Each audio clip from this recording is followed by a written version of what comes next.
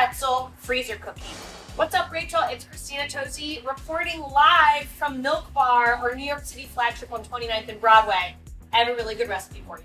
This is the recipe I'd love to make at home. It is a peanut butter pretzel freezer cookie. So here's how it's done.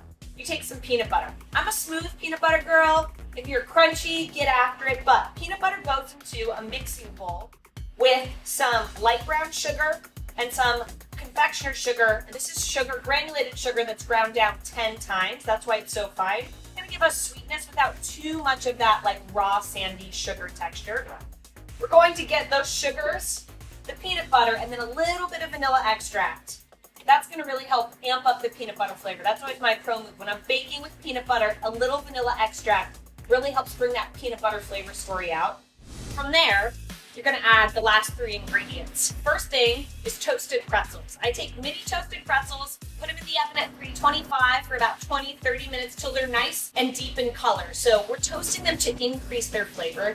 Then put them in a little Ziploc bag, give them a little mash up, and you get these really nice toasted pretzel bits.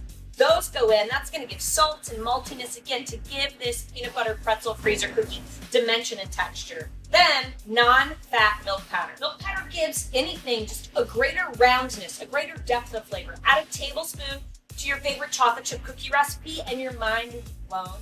And then a little extra salt.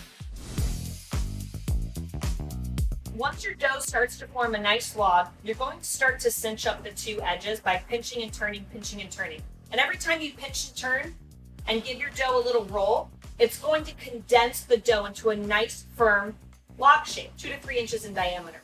From here, pop this baby into the freezer, 1-2 hours till it's nice and firm and cold. From there, you slice, you serve.